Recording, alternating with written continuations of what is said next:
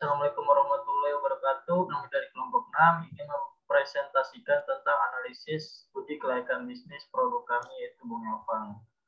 Di sini dengan saya sendiri, Sirojul Huda, dengan teman-teman saya, di Fabizul Akmal, Ahmad Idar Fauzi, dan juga Gagat Rahmawanto. Nah, studi kelayakan bisnis ini terdiri dari 5 aspek, yaitu aspek pemasaran, operasi, SDM, keuangan, sosial, dan ekonomi. Yang pertama ini akan dijelaskan oleh teman saya, yaitu Gagat Rahmawanto. Silakan. Oke, terima kasih Sirojul. Saya di sini akan menjelaskan tentang aspek pemasaran. Jadi ada 3 poin. Yang pertama adalah menentukan target pasar. Jadi di sini kami itu menentukan target pasar itu sesuai dengan yang ingin ditargetkan. Kami menargetkan produk kami kepada para remaja, para konsumen yang menyukai makanan manis dan jajanan, dan juga masyarakat yang penasaran dengan produk-produk kami, terutama orang-orang yang suka dengan hal-hal yang berbau Korea. Selanjutnya saya juga di sini melakukan strategi. Kami juga melakukan strategi pasar. Kami memakai strategi pemasaran dengan pembeda, different marketing, karena produk yang kami buat tidak hanya menggunakan satu jenis produk, tetapi ada beberapa jenis warna, yaitu merah, hijau, kuning, dan original. Untuk poin selanjutnya adalah melakukan analisis pasar. Jadi pada usaha Bungopang ini mempunyai potensi untuk masuk dalam pasaran karena tingkat konsumsi masyarakat dalam jajanan luar dan modern makin besar.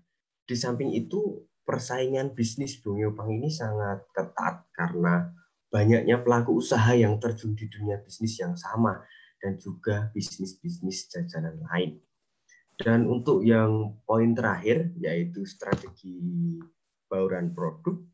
Jadi untuk produk kami sendiri ini adalah makanan Bungopang, jadi makanan semacam kue kayak gitu yang sangat cocok di zaman milenial ini.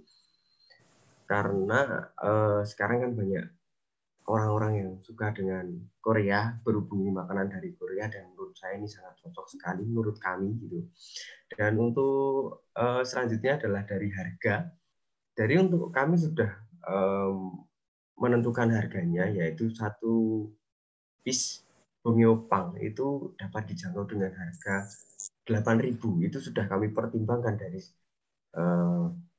modal kami berapa, kami mengambil untungnya berapa, dan lain sebagainya. Yang ketiga adalah place. Distribusi langsung, yaitu milenial produk secara langsung kepada pelanggan. Ketika menjual produk ke pelanggan, langsung kami jadi tahu apa yang diinginkan pelanggan. Jadi kami itu menjualnya itu secara langsung kepada pelanggan.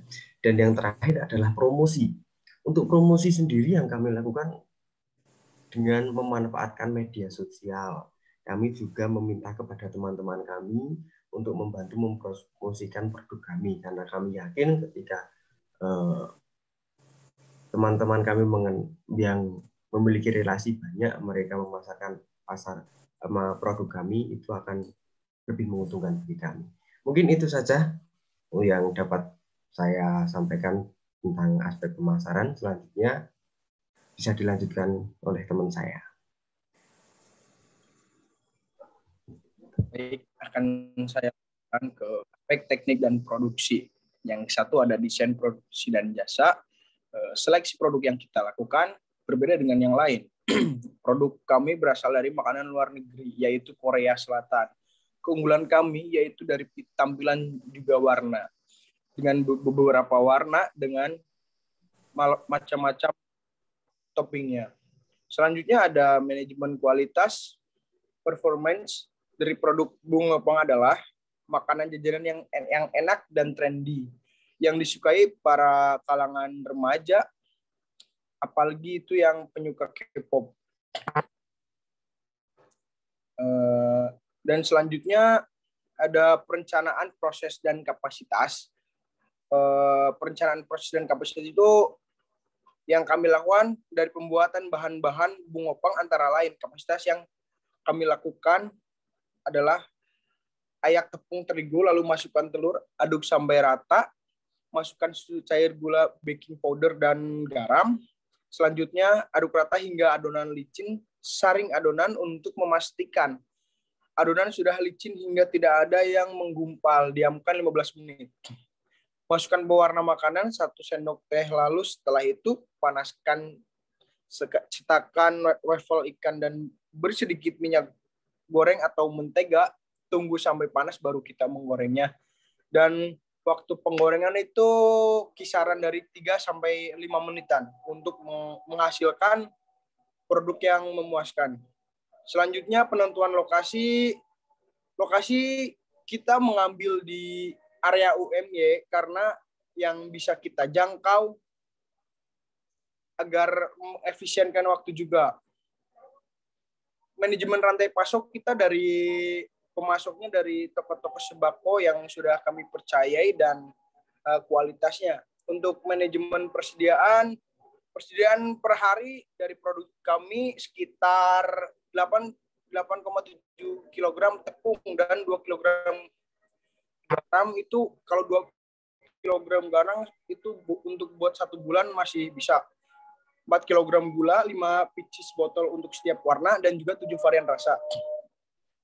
Penjadwalan, insya Allah kita akan beroperasi dari hari Senin sampai hari Minggu dengan waktu sore hari. Dari sebelum asar untuk prepare persiapan dan sebagainya, dan closing itu pada jam 10 sudah beres. Untuk selanjutnya saya persilakan teman saya untuk menjelaskannya. Oke, jadi baik, kali ini saya akan menjelaskan aspek SDM. Yang pertama itu analisis jabatan. Jadi analisis jabatan kami di sini tuh sesuai dengan posisi yang bekerja dengan porsinya optimal. Jadi yang pertama, saya sendiri yang bertanggung jawab akan sebagai manajemen keuangan. Nah, teman-teman saya di Fabrizio bertanggung jawab sebagai manajemen operasi, Muhammad Idar bertanggung jawab sebagai manajemen pemasaran, dan Gagat Rahmawanto bertanggung jawab sebagai manajemen SDM. Yang kedua ada perencanaan SDM-nya. Jadi perencanaan SDM kami sendiri itu tersedia oleh struktur organisasi perusahaan, yaitu jumlah tenaga kerja kami ada 4 orang, dan perkiraan hasil produksi kami mungkin sejumlah kira-kira 50-60 pieces. Ketiga ada penempatan. Jadi penempatan penjualan produksi lapangan ini saya sebagai karirnya, kasir, dan di Fabrizio sebagai penyedia bahan-bahan dan juga pembuat adonan, dan Muhammad Idar dan Gagat Rahmawanto sebagai juru masak makanan. Nah, terus di sini ada aspek keuangannya.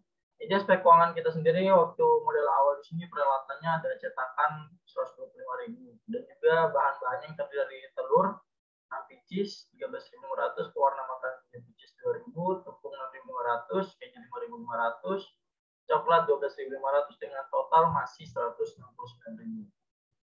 Oke, jadi cukup di sini saya yang aspek yang akan saya jelaskan. Selanjutnya akan dijelaskan oleh Muhammad Idar.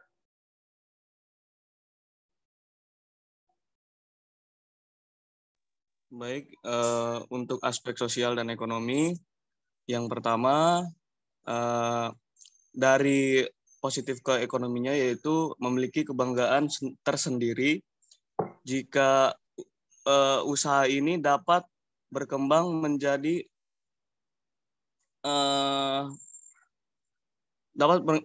menjadi lapangan pekerjaan gitu. Nah, yang kedua adanya peluang usaha. Yang ketiga, dalam membangun usaha Bunga Yopang juga kami biasanya terkendala modal. Nah, jadi bisnis yang kami jalankan harus dimulai dengan modal sendiri, mulai dari bahan maupun alat. Nah, yang kedua, dampak untuk positif sosialnya yaitu yang pertama membuka lapangan pekerjaan.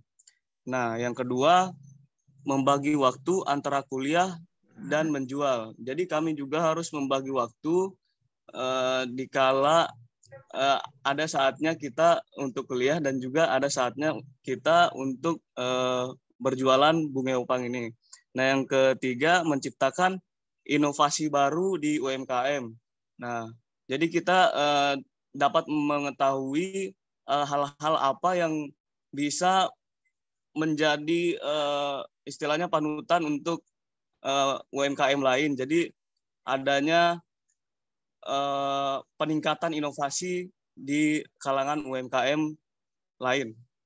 Nah, yang keempat, kami juga harus belajar tentang ilmu pemasaran, manajemen usaha Bung Eopang yang kami jalankan. Nah, yang kelima, meningkatkan kreativitas dan inovasi di bidang usaha kecil yang kami jalankan. Mungkin cukup sekian untuk saya dari aspek sosial dan ekonomi. Selanjutnya saya lanjut ke Mas Rojul. Jadi itu saja dari presentasi kami semua. Terima kasih. Mohon maaf jika ada kekurangan dan juga kelebihan. Wassalamualaikum warahmatullahi wabarakatuh. Waalaikumsalam.